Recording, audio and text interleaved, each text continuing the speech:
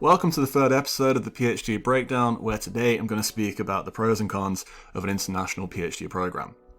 Now, if you are thinking of going abroad to do a PhD, I do recommend that you subscribe to the channel because I will come out with some more content related to this topic area. Okay, so in this video I'll start off with the negative aspects of doing a PhD abroad first, and the first aspect is the cultural differences. Now, in my PhD, I spent the most of it living in Germany, and whilst I really enjoyed myself over there, and I have to be careful how I explain this, I did find the German culture very different to British culture in those first few months. And what I mean by that is German people can be very direct, blunt, straightforward, tell you how it is. And living in the UK, we just dance around subjects and don't really like to hurt anyone's feelings. And in the first few months, I found that quite difficult in Germany. German itself can sound quite harsh as well. And you soon realise it's not completely bad. I actually took a lot of the German culture into my own personality when I finished. But in those first few months, if you're not used to a certain way of communication, it's quite difficult to actually comprehend and interpret. Second of all, you've got isolation. This is one of the bigger issues really compared to my last one. And a PhD is hard anywhere in the world. You could be at home, it's still very, very difficult. But if you're having a bad day and you're abroad, it's more difficult in some ways because your family aren't there, your friends aren't there. Just have a cup of tea, just chat about some of the issues that you've had that day. And it can bottle itself up. You can find yourself on your own abroad with no one to actually speak to in those first few months. My next point is the language barrier. And you have to think about all these different activities you do when you move anywhere new. For example, you have to rent a house, you set up your bills, your bank account, and a phone contract. And anyone that's done this in their native language will tell you how stressful this can be. So if you also have to do this in your second language, which you're still learning, it's incredibly stressful. And from experience, it's something I did not enjoy.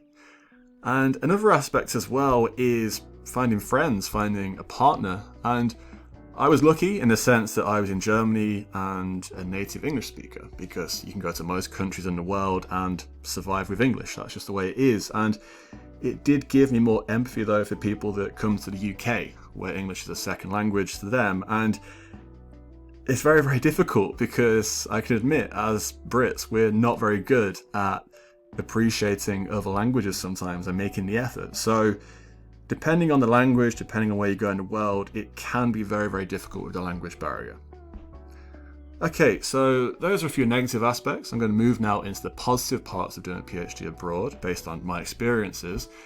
And first of all, it's just unique. Going abroad is it's interesting. It's something I really enjoyed. And I got to live in Germany, I got to live for a short while in Australia as well, and my dream was to carry on working within football environments during this PhD.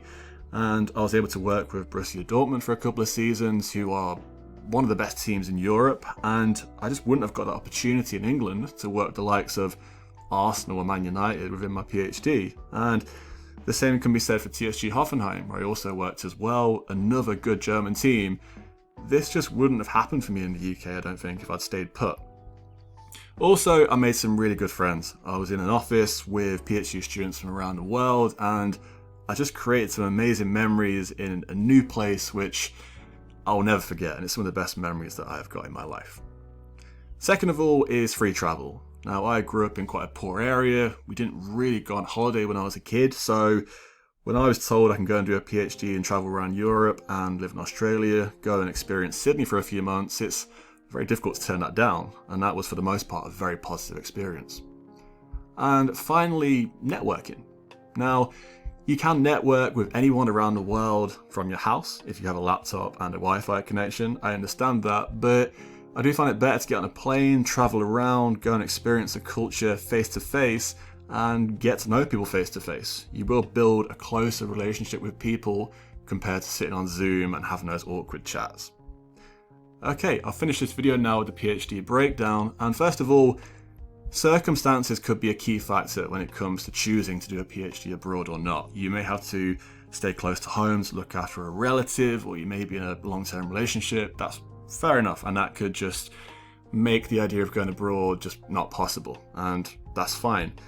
But if you do decide to go abroad, you will create some amazing memories. You'll meet some unique people and have some unique experiences. But I like to be balanced and also say that there will be some dark days when you do a PhD, and it can be exacerbated when you do a PhD abroad, because in the early stages at least, you can feel very isolated and struggle to find people to talk to who understand what you're going through.